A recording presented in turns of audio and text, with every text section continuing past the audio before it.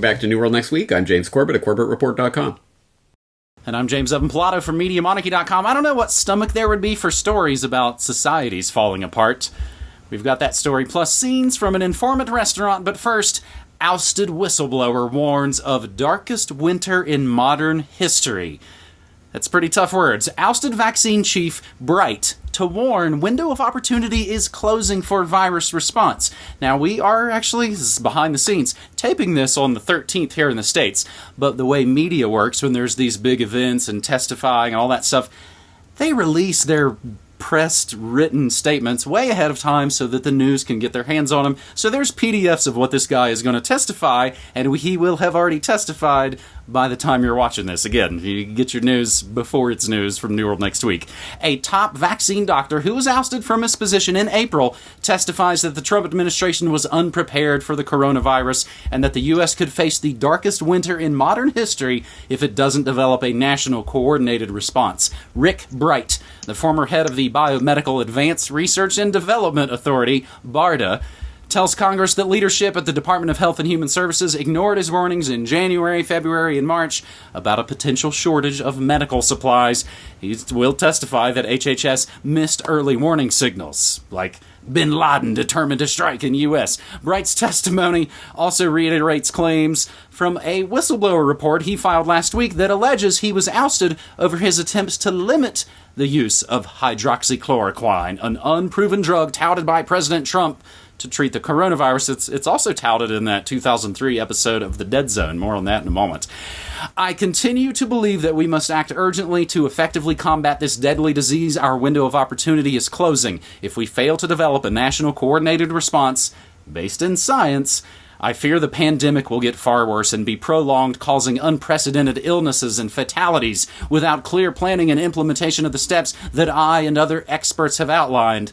2020 will be the darkest winter in modern history. We will include the links to his entire, pretty massive statement, Scientific Integrity in the COVID-19 Response, statement of Rick Bright, Ph.D. Meanwhile, this is pretty much the battle of who has less integrity. Colleagues paint mixed picture of ousted vaccine chief. Whistleblower Rick Bright makes a powerful case against Swamp Thing, but he might be pressed about his own claims and his own record. Now, James, this is going to be the massive news in the news cycle, again, pretty much 16 hours from now as we're taping this. But I believe there's extra significance in this language used. I think so many of these ideas, memes, which are mind viruses, have been purposefully seeded into the pop culture for decades, generations. I will include the link for folks if they haven't seen it. Dead Zone TV episode Plague from 2003 has coronavirus from China, a lockdown, and chloroquine as the treatment. Dean Koontz, Tom Clancy, Michael Crichton, Aldous Huxley, H.G. Wells, George Orwell, Simpsons, Black Mirror, on and on. I think my main point, James, is being something we've discussed before, but it is worth mentioning again. On June 22nd and the 23rd, 2001, just under 3 months before 9/11, the U.S. military held a senior-level war game at Andrews Air Force Base called Dark Winter. The scenario of this bioterror drill was designed to simulate a smallpox attack, and as part of this war game, the most stunning part, scripted TV news clips were made, fake news, to help make this drill as realistic as possible. I uploaded all 5 of those Dark Winter videos to my YouTube channel in March 2008. They are definitely must-see. So, James, as I throw this back to you, I think, one, do you think this is intentional use of language, meant to be some sort of signal, dog whistle, for the next step in this scamdemic? And 2, if this is the new 9/11 in slow motion, is this basically the Richard Clarke character saying, oh, your government failed you? Yes and yes. It is certainly significant that the phrase dark winter is now being used in regards to this second wave that they have been predicting into reality for some time now, and which I think is coming. Because, specifically, I think the public has not yet been broken. In order to truly bring in the new normal, in order to truly convince the public that we have entered into a new era of history where nothing will be the same, we need more than just the month or 2 long vacation of enforced unemployment and other things. I mean, if things just suddenly return back to normal, well, then we could just gradually forget that this ever happened. But don't worry, there will be lots and lots more death and carnage and destruction in this darkest winter that we're stumbling into, which serves a lot of purposes, political as well as social as well as economic. And I think this is this is clearly a signpost that that's where we're heading into. And interestingly, the only other person that I've heard use the term Dark Winter, actually referring to the Dark Winter exercises in the mainstream during this entire scamdemic, has been, of course, none other than Bill Gates, who, in the course of denying the existence of Event 201, you might remember back about a month ago on BBC, he was saying, we didn't simulate this, we didn't prepare for this, but we did have exercises, 15 years ago or 18 years ago called Dark Winter, and he did mention that specifically, but then he said he just glossed over the existence of Event 201. Anyway, so yes, I think clearly this is an interesting sign of what is to come, and I think that they're going to have to make this Dark Winter into reality one way or another. One could hope it will be simply by scamming and statistical chicanery and other such things, but real bioweapons really do exist, and they really could release them to really release some real carnage on the world in order to really make the death toll go up, in order to really convince people that this is the end of the world as we've known it. One other interesting point I want to bring up about this guy and his testimony. As you say, I mean, every single headline is leading with this darkest winter quote. AP and Washington Post and all the usual suspects, CNN and others. But you notice that he is throwing shade at the hydroxychloroquine solution. But if you actually read the testimony, go and read on the second page. I found it particularly interesting where he says, when he's talking about getting ousted as director of BARDA, he says, I believe this transfer was in response to my insistence that the government invest funding allocated to BARDA by Congress to address the COVID-19 pandemic into safe and scientifically vetted solutions, and not in drugs, vaccines, and other technologies that lack scientific merit. I would say that he just misspoke. He couldn't be saying that about vaccines. This was a vaccine developer, he was a vaccine researcher, but that's in the written testimony. So I don't know. He's saying vaccines lack scientific merit and shouldn't be being pursued in this case. I think that's the real lead of this story that I haven't seen anyone pick up on. Anyway, I thought that was interesting. Hopefully some Congress critter will mention that during the grilling. So that's interesting, man. It's almost like in some ways Bill Gates is saying too much in all of these massive amounts of interviews. I mean, Colbert had to correct him and be like, dude, don't say final solution. And really recently, so we've got Fauci and we also have Birx. Again, all these shadows on the wall, characters playing out this, again, scripted live scenario, drama essentially. Dr. Birx basically has said, according to the Washington Post, that she can't trust the CDC at all and that they've inflated the numbers by 25%. But whatever, we should all still be buying into the scamdemic. James, let's move to our second story this week on New World Next Week, episode 408. This is for May 14th, 2020. And again, it's all Rona all the time. And we've been talking about this stuff not only for these last 3 months, but we've basically been talking about the scenarios and the situations and the technology and the psychological operations that have gotten us to the point where we are now for the previous decade here on New World Next Week. Bars, restaurants allowed to reopen if they agree to snitch on customers. An excellent article from Mass Private Eye going over in detail how counties in Louisiana, Texas, and Missouri are all trying to roll out this action. Meanwhile, even the Seattle Times is reporting Washington state restaurants will have to keep a log of customers to aid in contact tracing. Since everything, of course, is moving at warp speed, like we're going to make those, of course, wildly untested vaccines at warp speed, I think we should jump here to the most recent development, which would essentially be the reaction. This from kansascity.com, and again, everything we say will always be included in your show notes, so you can continue the research for yourself. Kansas County orders businesses to track customers.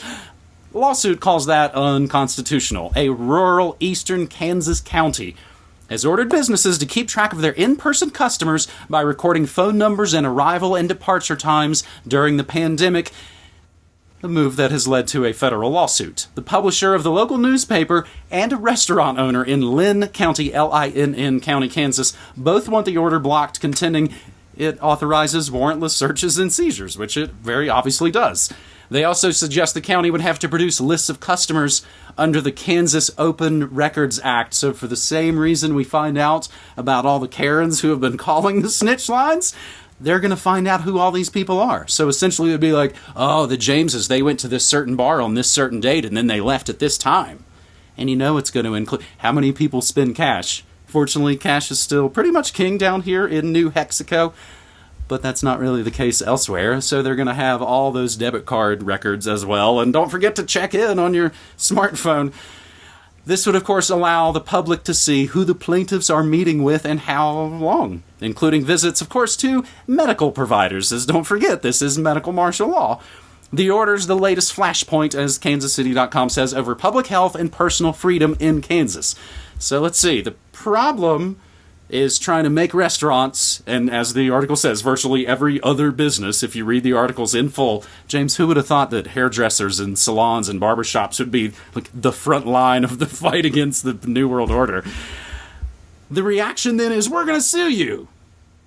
So what's the solution going to be, James? Well, the solution that they want to bring in all of this is medical martial law. That's what you're saying. And I think that's exactly it. They're going to proclaim, well, this is an emergency scenario and we need to treat this seriously because public health is in danger, so we can do whatever we want. Rubber stamp. You can now, you not only can, but you must track your customers, as some of these governors are starting to implement in this reopening. And this is where absolutely the rubber meets the road with regards to this entire issue. So their solution, of course, is going to be rewriting not even rewriting the rules, because there's already know your customer type laws in place for anything that deals with anything financial. I mean, if you run a cryptocurrency exchange or whatever, you have to have like 18 forms of ID and your blood and your next of kin and your DNA and whatever else in order to have an account. Well, now they're just going to extend that into the meat space, the physical world. Anywhere you go, restaurants or whatever, movie theaters, you'll have to sign a form and have 14 pieces of ID and whatever else.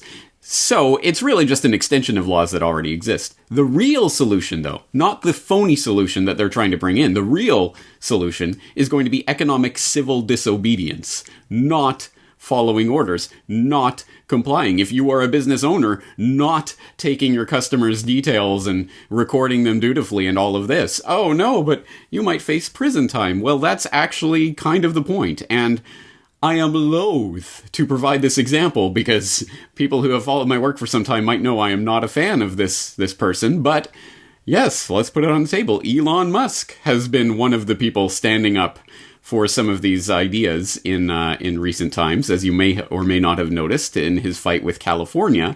And for example, Fee.org has a post up, Tesla's Elon Musk defies government orders in an act of economic civil disobedience.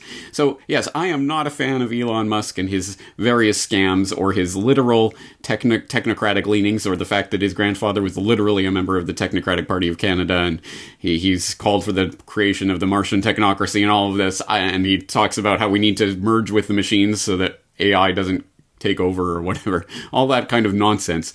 But at least on this issue, although I think particularly and solely for self-interested reasons, at any rate, he is on the right side of this and has been, I think, articulating that. But for people who need a little bit more articulation of why this is not in the benefit of most billionaires to end the lockdowns. Oh, if you're for ending the lockdowns, you're for the billionaires and plutocrats. No.